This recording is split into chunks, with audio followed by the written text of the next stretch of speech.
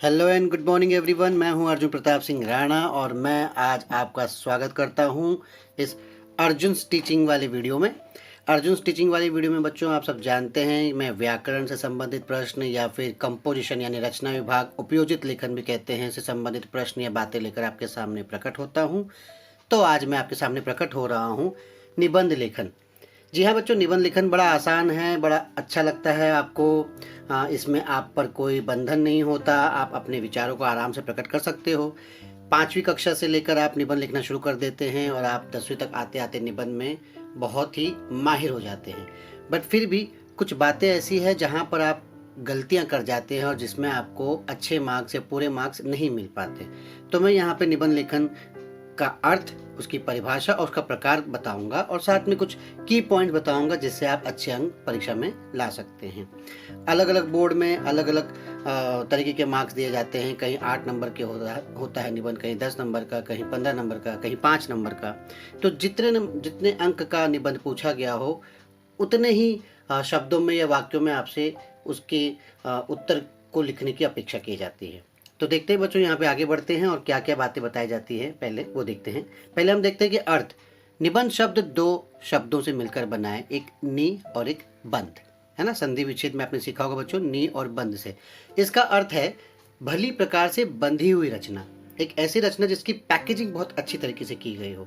अर्थात वो रचना जो विचार पूर्वक, मतलब जिसमें आपके खुद के विचार शामिल हो सकते हैं, क्रमबद्ध, क्रमबद्ध का मतलब इन ऑर्डर, लाइन से, मतलब ये विचारों को आप सही तरीके से क्रमबद्ध तरीके से जब प्रकट करते हैं ना तो लोगों को बात समझ में आती है। तो क्रमबद्ध तरीके से लिखी हुई हो, तो इसलिए नी प्लस बंध, और ये है वह रचना जो विचार पूर्वक क्रमबद्ध तरीके से लिखी गई हो। अगर इसी में मैं इसको परिभाषा में इसकी डेफिनेशन दूं तो निबंध व गद्य रचना यानी प्रोज जो किसी विषय पर क्रमबद्ध रूप से लिखी गई हो। ठीक है बच्चों, अब आते हैं हम निबंध के प्रकार में बात करते हैं बच्चों। निबंध कितने प्रकार के होते हैं? अब निबंध के ना कई तरीके के प्रकार माने जाते हैं। कुछ लोग 3 प्रकार, कुछ 4, कुछ 5, कुछ 8 प्रकार, मतलब कंटेंट के हिसाब से आप प्रकार को अलग अलग तरीके से बोल पाते हैं या उसके अलग प्रकार बता पाते हैं।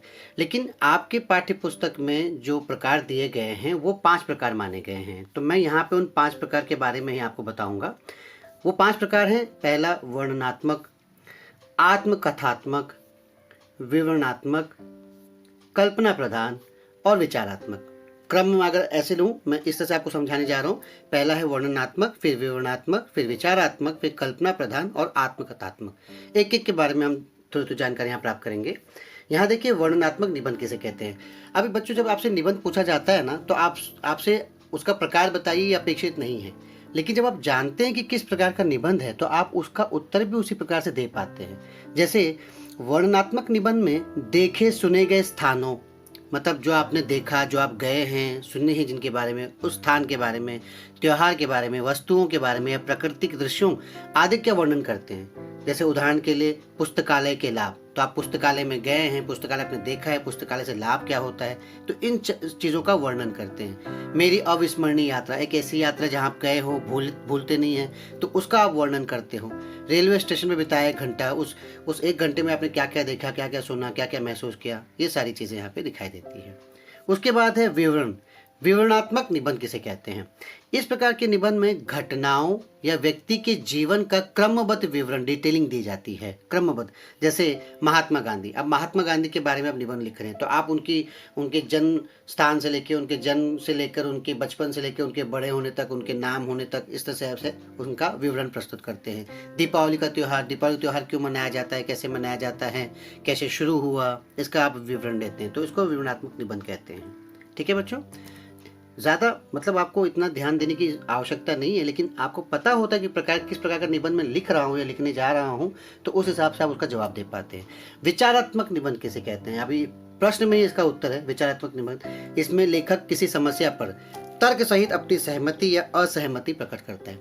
बच्चों जब आप निबंध लिखते हो तो आप भी लेखक हुए ना, आप अपने विचार लिख रहे हो तो आप भी लेखक होते हो।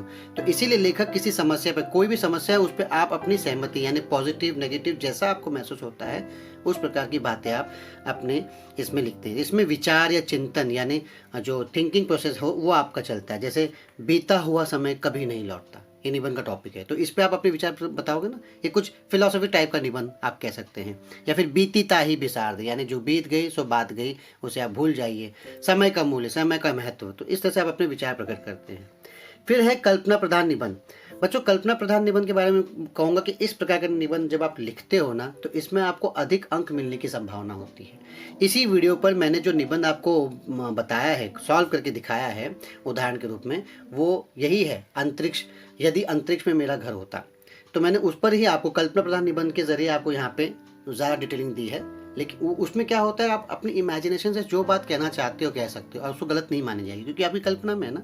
अंतरिक्ष में तो हम घर बना नहीं सकते, कैसे बना सकते हैं स्पेस पे, लेकिन फिर भी आपने कल्पना की है। फिर कल्पना की तो उस कल्पना को आप एक्सपैंड करते हो और समझाते हैं। इस प्रकार के निबंध में कल्पना की प्रधानता होती है, और हम अपने कल्पना में उन बातों या घटनाओं को प्रस्तुत करते हैं जो मुख्यतः संभव नहीं होती।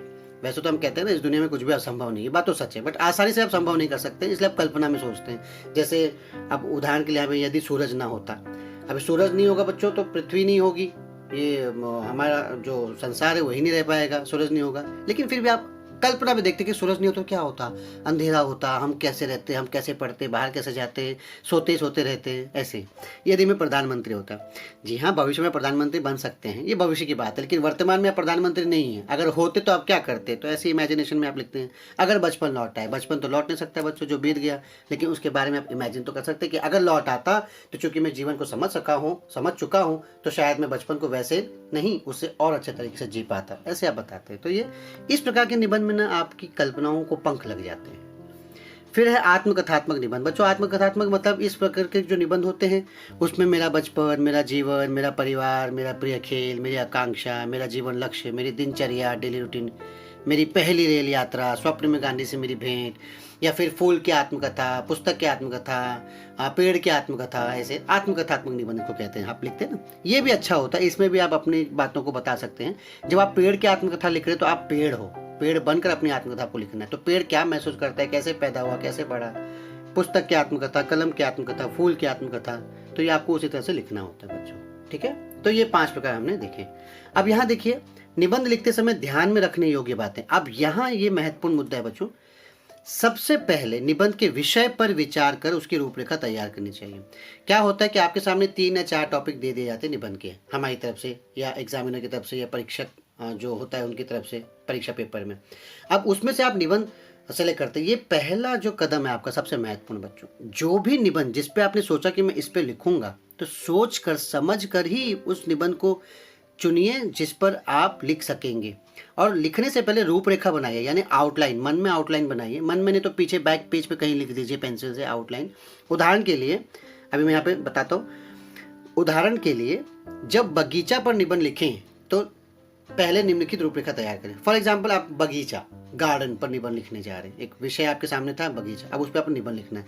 तो निबंध लिखने से पहले ना रूपरेखा तैयार करो मन में कि मैं क्या क्या लिखूंगा, क्या क्या बता सकता हूँ इसमें। पहले जब आप रूपरेखा तैयार करते हैं ना बच्चों, तो आपको निबंध लिखने में आसानी होती है। कई बार आप आउटलाइन नहीं बनाते मन में, और जब आप लिखना शुरू करते हैं तो 1-2 पैराग्राफ लिखते हैं, उसके बाद आप सोच में पड़ जाते हैं कि अब मैं आगे क्या लिखूं। आपको याद नहीं आता, समझ में नहीं आता। इसलिए पल भर में रूपरेखा बना लो, तो वो आपको निबंध को एक्सपांड करने में मदद करता है। पॉइंट भूल जाते हैं, वो आपको याद दिलाता है। अब जैसे बगीचा पे निबंध लिखना है तो क्या रूपरेखा बनाओ। पहले बगीचा कहाँ है, उसका नाम क्या है, उसका विस्तार कितना बड़ा है वो बगीचा, ऐसे डिटेलिंग डालोगे। उसके आसपास का वातावरण कैसा है, ये सारी चीज़ें आप लिखोगे। उसमें कितने विभाग हैं, उनकी क्या क्या विशेषताएं हैं, उसमें कौन कौन से पेड़ पौधे फूल आदि हैं, वहाँ कौन कौन से पक्षी हैं, वहाँ आने वाले लोग कैसे हैं, वे क्या कर रहे हैं, बगीचे का वातावरण मनुष्य के मन में क्या प्रभाव डालता है। ऐसी भिन्न भिन्न चीज़ों को इसी प्रकार सूक्ष्म दृष्टि से देखो और इस तरह से रूपरेखा बनाओ। अब देखो बच्चों, ये रूपरेखा आपने बना ली। अब आप क्या है उसको आसानी से लिख पाओगे। जनरली अगर मैं रूपरेखा नहीं बनाता तो हम क्या लिखते हैं, हाँ हमारे घर के यहाँ एक बगीचा है, वो बगीचा बहुत सुंदर है, उसमें बहुत सारे फूल हैं और लोग घूमने फिरने के लिए आते हैं, और उसके बाद आप भूल जाते हैं कि आपको लिखना क्या है। बस इतना ही लिखते हैं, फिर सोचते हैं इसमें लिखना क्या था। लेकिन जब आपने रूपरेखा बनाया ना, तो इसमें आपको डिटेलिंग देने का मौका मिलता है। ये देखिए यहाँ पे जो आपके सामने है, कैसे लोग आते हैं, क्या कर रहे हैं, कौन से पक्षी है, कौन से पेड़ फूल है, कौन से विभाग है, कितना बड़ा उसका वातावरण है, कितना विस्तार है, ये आप अच्छे से लिख पाते हैं। ठीक है बच्चों। इसके बाद है निबंध का प्रारंभ आकर्षक और स्वाभाविक होना चाहिए। जाहिर सी बात है, स्टार्ट अगर अच्छा करोगे ना तो एग्जामिनर को भी पढ़ने में अच्छा लगता है और फिर वो आपको अंक भी अच्छे देते हैं। विषय की व्याख्या देकर प्रारंभ करने से निबंध नीरस प्रतीत होता है। मतलब डायरेक्ट सब्जेक्ट का स्टार्ट मत कर दो डिटेलिंग देना, मतलब उसको एक्सप्लेन करना। किसी उदाहरण, चुटकुला या कविता की पंक्ति से जब निबंध स्टार्ट करते हो ना तो वो ज़्यादा इफेक्टिव होता है। निबंध के मध्य भाग के मुद्दों को ऐसे ढंग से रखना चाहिए, मतलब मिडिल पार्ट जो है निबंध का, उससे पूरे विषय का प्रतिपादन यानी समझ में आ जाए, पूरे विषय को आप समझा दो। निबंध में प्रस्तुत विचार स्पष्ट होने चाहिए, क्लियर। निबंध को विषयांतर और पुनरुक्ति दोष से, विषयांतर मतलब जिस पर आप जैसे बगीचे पे आप लिख रहे हो, बगीचे पे लिखते लिखते आप किसी और इंसानों की बात करने लगे, इंसानों की अच्छाई बुराई बताने लगे, वहाँ चले गए, ऐसे नहीं करना है। पुनरुक्ति दोष, पुनरुक्ति मतलब कोई भी चीज़ को रिपीट नहीं करनी है। हमारा बगीचा बहुत सुंदर है, यही लाइन पता चला कि अलग अलग घुमा फिरा के आप 5-6 बार लिख दे रहे हो कि बहुत अच्छा है, बहुत सुंदर है, बेहतरीन है, ऐसे तो ये नहीं कर। पुनरुक्ति दोष यानी बार बार एक ही चीज़ को बोलना। विषय का अंत यानी जो एंडिंग है आकर्षक, स्पष्ट, संक्षिप्त और भावपूर्ण, इसको हम कंक्लूजन कहते हैं ना, लास्ट पैराग्राफ ऐसे जो कंक्लूजन हो ऐसे। निबंध के भिन्न भिन्न मुद्दों के लिए अलग अलग परिच्छेद, मतलब कोई मुद्दा अलग है, कोई पॉइंट अलग है तो उसके लिए अलग पैराग्राफ हो तो ज़्यादा अच्छा है। इससे आपके पैराग्राफ भी बढ़ जाते हैं, निबंध भी बड़ा नजर आता है। अलंकार, मुहावरे, कहावतें, तुलना यानी कंपैरिजन करना, ऐसे प्रयोगों से निबंध का सौंदर्य बढ़ जाता है। कई बार आप बच्चों कहते हैं ना कि किसी को निबंध में इतने अच्छे मार्क्स, मैंने भी उतना ही बड़ा लिखा था लेकिन उससे ज़्यादा मार्क्स मिले, मुझे कम मार्क्स मिले।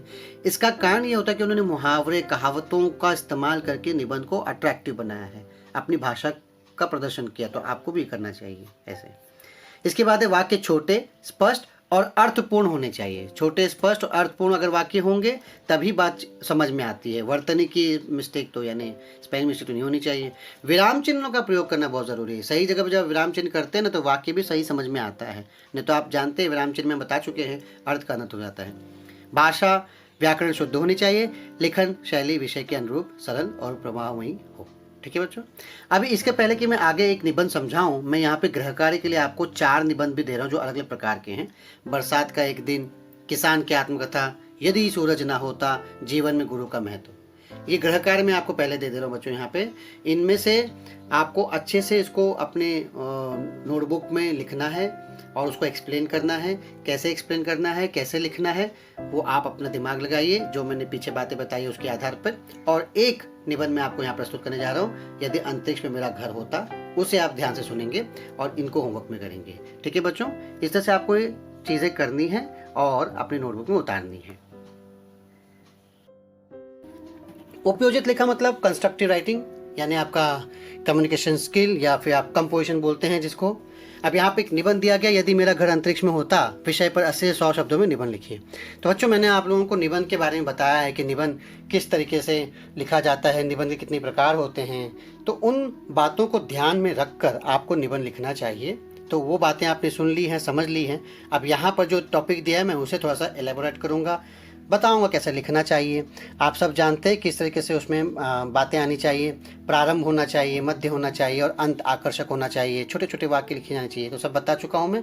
अब देखते हैं कि क्या उसको मैं अप्लाई करके यहाँ पे लिख रहा हूँ। तो ये देखिए, यदि मेरा घर अंतरिक्ष में होता, ये जो निबंध है ये काल्पनिक है, कल्पना प्रधान है। मतलब अंतरिक्ष में आप घर बनाने की बात कर रहे हो, पहले जमीन पे तो बना लो, कितना मुश्किल होता है, बट फिर भी कल्पना है, कुछ भी कर सकते हैं। और 80 शब्दों में लिखना है। तो देखो कैसे इंट्रोडक्शन दिया है, यदि मेरा घर अंतरिक्ष में होता। अब इंट्रोडक्शन दिया यहाँ पे कि आदिकाल से मानव की ज़रूरतें बढ़ती आई हैं, परंतु उनकी 3 मूलभूत आवश्यकताएं हैं, रोटी, कपड़ा और मकान। ये देखो आप बच्चों, आप सीधे ये नहीं कि हाँ मेरा घर अंतरिक्ष में होता है, ऐसे नहीं पहुंचना है आपको प्रस्तावना देनी है। प्रस्तावना में आप बता रहे हैं कि रोटी, कपड़ा, मकान की बात हम करते हैं और उसमें भी सबसे विशेषकर घर को बहुत महत्व दिया जाता है, क्योंकि 4 दीवारी रहना ज़रूरी है, तभी आप कपड़ा और रोटी के साथ जिंदा रह पाओगे, क्योंकि आपके पास घर होना जरूरी है। छोटे से छोटे जीव जंतु से लेकर बड़ा प्राणी, मानव, हर किसी को घर की जरूरत पड़ती है ना। ये इंट्रोडक्शन का हिस्सा है। उसके बाद किसी का घर स्वयं से अर्जित किया होता है तो किसी का किराए का होता है। मतलब क्या होता है कि बहुत महंगा पड़ता है तो किराए पर ले लेते हैं। और घर से हमें क्या होता है, हमें वर्षा, धूप, ठंड, जंगली प्राणियों से बचाता है, हमें रक्षा करता है, हमारी सुख सुविधाओं का ध्यान रखता है, साधनों को, हमारी चीज़ों को संभाल कर रखता है। और अपने घर को बनाने और सजाने के लिए हर इंसान कड़ी मेहनत करता है।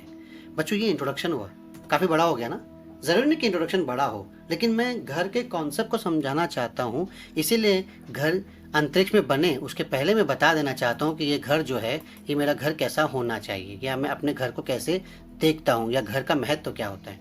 जब इस प्रस्तावना के मैं लेकर बढ़ूंगा तभी आगे जाकर मैं अपनी बात को सही तरीके से रख पाऊंगा। अब मैं आता हूं उस मुद्दे पे जो आपका मध्य भाग है, जिस पे हम मुद्दों पे ध्यान देते हैं कि पिछले कई वर्षों में अंतरिक्ष विज्ञान में जो प्रगति हुई वो सराहनीय है। अब मेरे मन में अंतरिक्ष की बात है कि मुझे बताना है कि अंतरिक्ष में मेरा घर होता, तो किसी न किसी तरीके से मैं अंतरिक्ष वाली बात ले आया हूँ। अब मैंने पढ़ा है, जाना है, कई वर्षों से हम देख रहे हैं कि अंतरिक्ष विज्ञान में प्रगति हुई है, सराहनीय, बहुत अच्छी बात है। पहले अंतरिक्ष यात्रा कल्पना से अधिक कुछ नहीं थी, मतलब स्पेस में जाना सिर्फ इमेजिनेशन था, उसको हम कभी अप्लाई नहीं कर पाए थे। लेकिन आज अंतरिक्ष यात्रा के सपने सच हो गए, मनुष्य ने करके दिखाया है। रूस ने अंतरिक्ष यान के द्वारा अपने अंतरिक्ष यात्री यूरी गागारिन को पहली बार अंतरिक्ष में भेजा था। अब देखिए बच्चों, ये जनरल नॉलेज है। इस अंतरिक्ष के बाद में आप जनरल नॉलेज भी जब डाल देते हैं ना, तो पढ़ने वाला समझता है कि आप कितनी चीज़ों को बेहतर तरीके से समझ पाते हैं।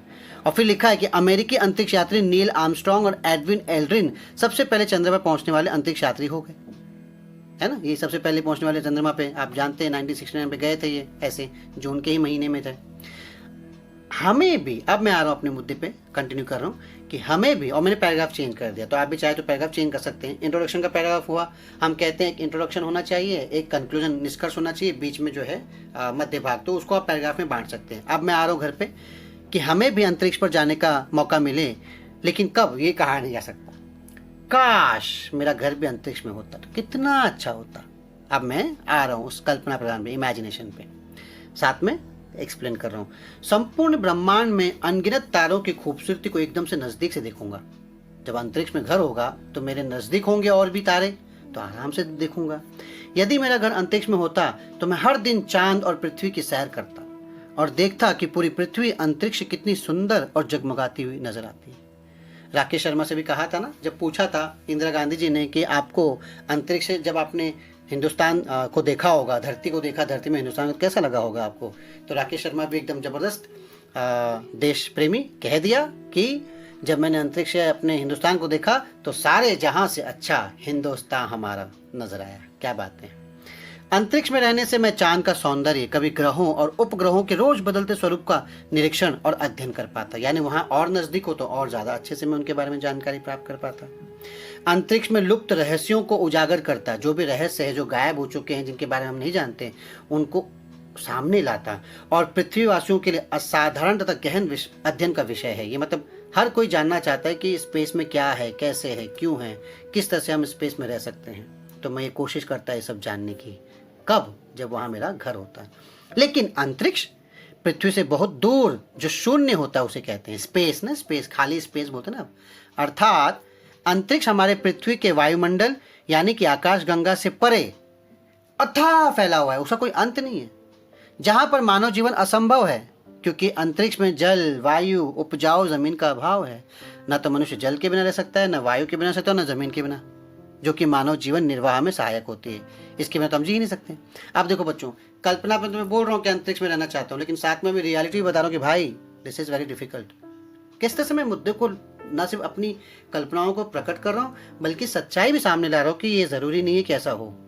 धरती के गुरुत्वाकर्षण के कारण हम और हमारी वस्तुएं धरती पर टिकी हुई होती हैं, लेकिन अंतरिक्ष में गुरुत्वाकर्षण की कमी होती है, यानी ग्रेविटी। वहां पे गुरुत्वाकर्षण, ग्रेविटी नहीं है, जिस वजह से हम एक जगह पर स्थिर रह ही नहीं सकते, कुछ काम भी नहीं कर सकते। तो बताओ घर बना के कैसे रहोगे। और सबसे बड़ी बात, अंतरिक्ष में ऑक्सीजन का अभाव, वहां तो ऑक्सीजन है ही नहीं। आपको हमें कृत्रिम ढंग से ऑक्सीजन लेनी पड़ेगी, यानी आर्टिफिशियल ऑक्सीजन लेके जाना पड़ेगा। लेके जाओगे एक दिन, 2 दिन के लिए, महीने भर के लिए, 6 महीने के लिए, साल भर के लिए, पूरी जिंदगी के लिए कैसे ले जाओगे। अंतरिक्ष में ऑक्सीजन टैंक और मास्क के बिना सांस लेना कठिन, असंभव है। और तो और अंतरिक्ष में जल का भी अभाव है, जल भी नहीं है, तो मानव जीवन का वो तो मेन स्रोत है, उसके बिना तो जीवन नहीं। जल हमारे जीवन के लिए बहुत विशेष है, इससे भोजन बनता है, फसल, सब्जी, पेड़ पौधे उगाए जाते हैं, बिजली बनती है। यदि जल, वायु और हवा ना मिले तो मानव जाति का अंत हो जाएगा। तो बच्चों, जब मानव जाति का अंत हो जाएगा तो मैं धरती पे कैसे, धरती वाला मनुष्य आसमान में कैसे रह पाऊंगा, अंतरिक्ष में कैसे रह पाऊंगा। अब मैं कंक्लूड कर रहा हूँ कि अतः धरती ही हमारे मनुष्य जीवन के लिए सही है। अगर अंतरिक्ष में घर पृथ्वी की सारी सुख सुविधाओं से लैस होता तो शायद मेरा सपना सच हो जाता कि मेरा घर अंतरिक्ष में होता, पर हकीकत में मैं एक पृथ्वी का निवासी हूँ और मुझे मेरा ही घर प्रिय है। और इस तरह से मैंने अपना ये जो निबंध है समाप्त किया बच्चों। तो आप देख रहे हैं, ऐसे आपको निबंध करना होता है। सरल शब्दों में आप निबंध समझाइए, बताइए, मूल मुद्दों को रखिए, साथ में ये भी दिखाए कि आपको जनरल नॉलेज भी आता है। ठीक है बच्चों, तो फिर मुलाकात करेंगे अगली कक्षा में नए वीडियो के साथ, नई पाठ के साथ। ध्यान रखिए, सुरक्षित रहिए।